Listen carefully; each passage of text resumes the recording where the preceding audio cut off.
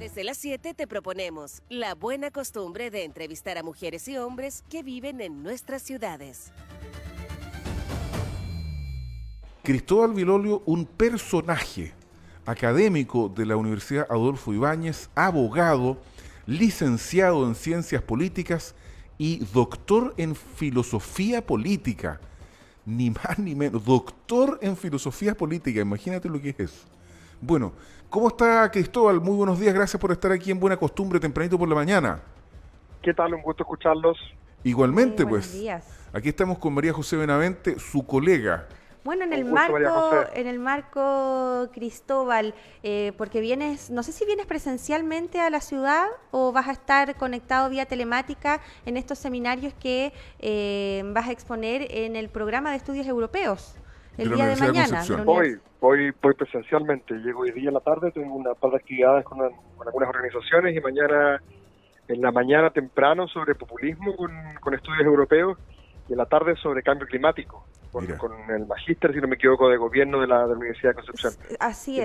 Me quedo aprovechando de que ya están las restricciones un poco más flexibles, volver a Concepción, que me gusta tanto y que no he podido estar desde hace 2 años.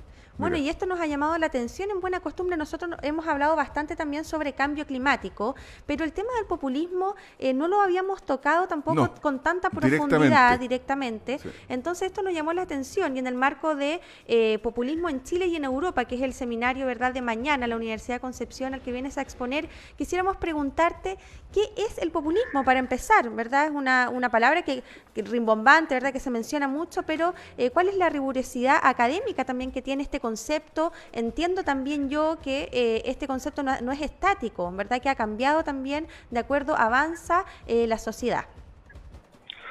Sí, es una muy buena pregunta. La verdad es que en la academia tampoco hay un consenso respecto de cuáles son los contornos precisos de cuál es el concepto de populismo. Hay distintas escuelas, distintos enfoques, así que si bien es cierto que muchas veces no se trata de la misma manera como en la conversación del día a día, ¿cierto?, donde muchas veces populismo es demagogia o irresponsabilidad fiscal, ¿cierto?, o sencillamente una política muy popular.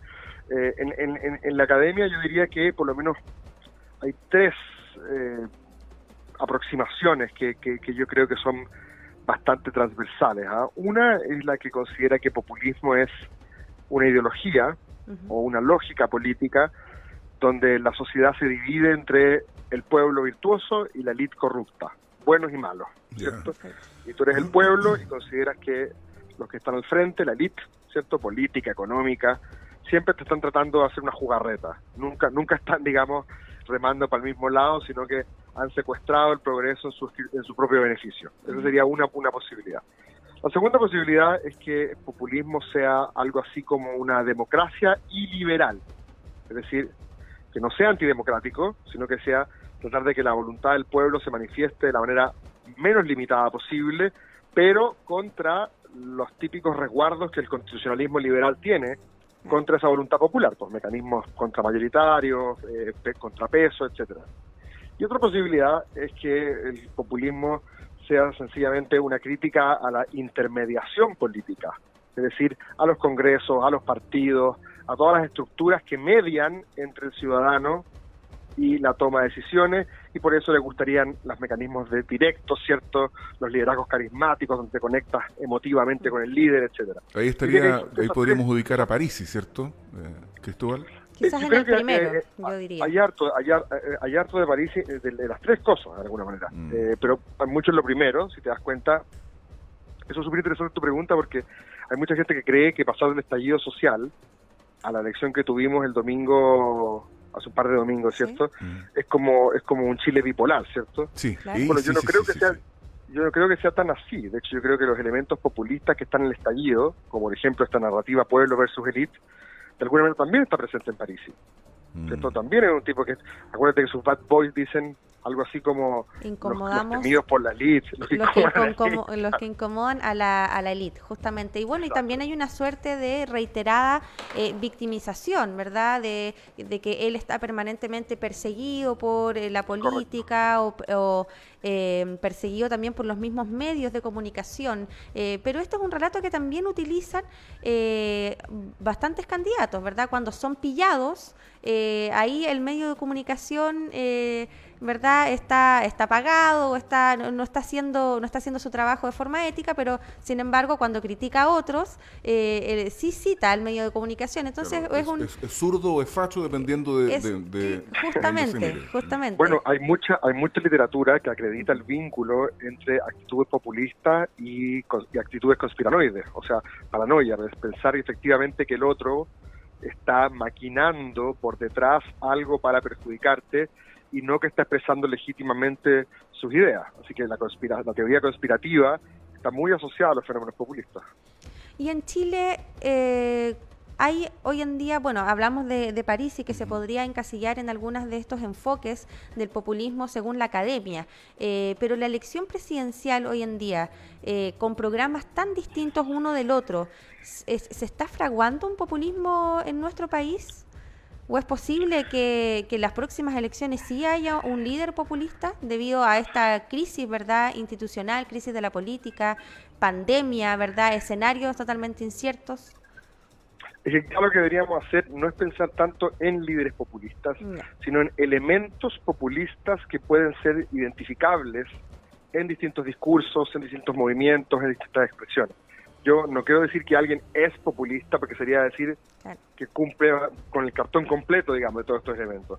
Y eso yo creo que no es tan claro, pero sí hay elementos populistas. Yo creo que hay elementos populistas en Frente Amplio, sin duda, ¿cierto? Acuérdate que Comunes hablaba de la casta, que es la manera como Podemos se refería a la élite, ¿cierto? Yo una vez estuve con Beatriz Sánchez, me acuerdo justo después de la elección pasada, y ella decía, bueno, si populismo significa reivindicar el poder del pueblo, esta idea como de los plebeyos contra los patricios, bueno, yo soy populista, decía. O sea, hay también en ese mundo algo de ese, hay elementos de ese discurso en la izquierda. Y por el otro lado, por el lado de Kast también. Fíjate que la narrativa anti-inmigración, anticorrección política, antiglobalismo, también está bastante presente en Kast, así como lo estuvo en Trump, así como lo estuvo en Bolsonaro. Él está más conectado con el tema conspiranoico, más quizás tiene ese elemento que quizás otros candidatos no han incorporado tanto.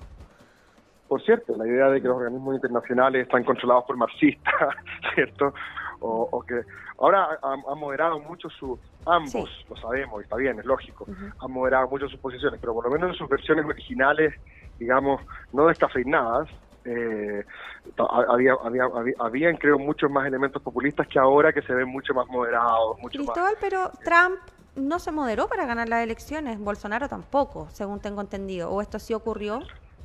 No, bueno, es uno de los elementos distintivos que tiene Kast respecto de ello. Cuando uno dice que se comparan en ciertas cosas, no significa que sean igual. Claro. Significa que hay elementos en los cuales uno puede ver ciertas identidades y en otros no. A mí me llama la atención, por ejemplo, que los líderes populistas de derecha, a los que estábamos acostumbrados, son todos bastante vociferantes.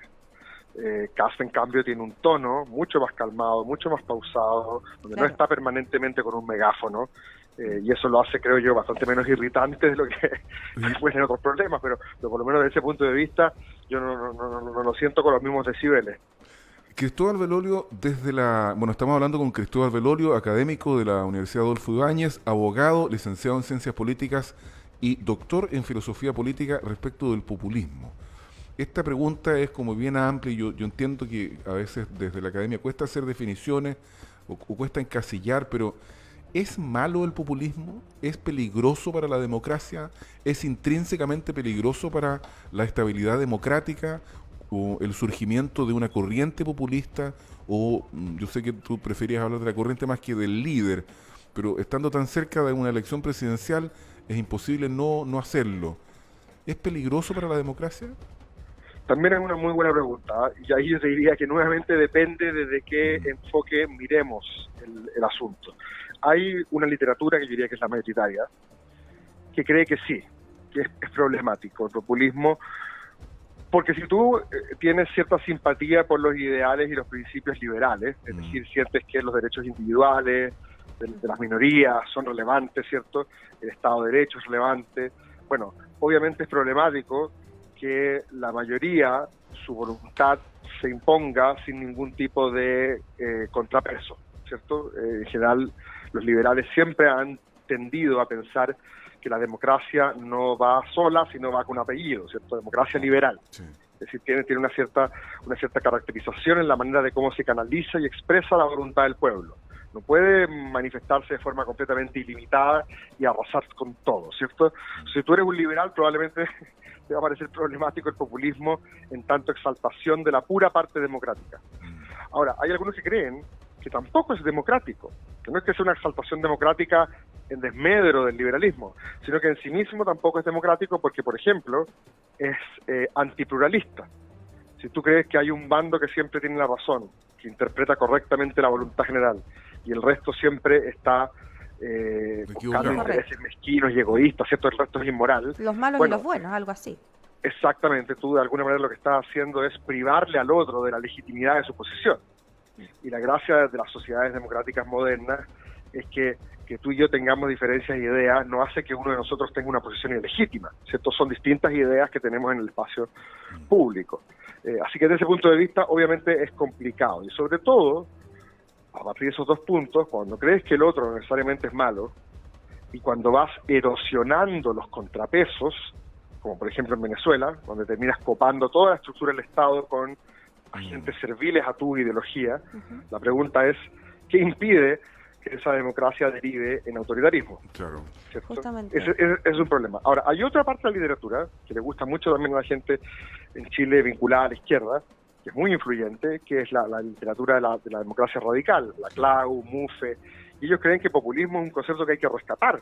Populismo es algo positivo, no es una mala palabra, como diría Bachelet del Transantiago, es una buena palabra, porque populismo, como te decía hace un rato, es justamente la manera en cómo los grupos y los individuos cuyas demandas han sido históricamente descartadas, marginadas, desplazadas por la élite, se conectan, encadenan esas demandas que son diversas, son heterogéneas, no tienen por qué ser homogéneas, monolíticas, son distintas experiencias de precarización, se conectan y se dirigen contra un adversario común que es la élite que frustra sistemáticamente estas demandas. Y en ese caso, ese populismo como gobierno plebeyo, por así decirlo, sería algo positivo. Un elemento democratizador. Claro, porque interpela permanentemente el poder, sobre todo, ¿verdad?, en un escenario latinoamericano de corrupción permanente por parte de sus autoridades políticas. El problema yo creo que es cómo se canaliza ese populismo. Y en ese sentido, y la última pregunta para terminar, porque se nos fue el tiempo, ¿cuáles son los resguardos entonces para que este populismo no termine? Yo creo que esa es la clave, ¿verdad? O sea, se rescata el populismo, pero el problema es que no termine en líderes autoritarios, como por ejemplo en Venezuela. ¿Qué resguardos deben de tener, debe tener un país para evitar caer en eso?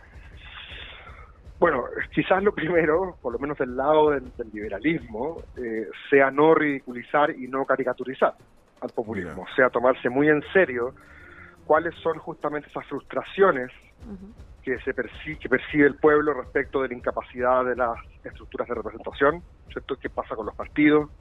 ¿Qué pasa con el Congreso? ¿Qué ocurre que llegó en el estallido social un momento en el cual todas ellas fueron completamente incapaces de poder procesar el conflicto? Finalmente lo hicieron a través de la Asamblea Constituyente. Sí.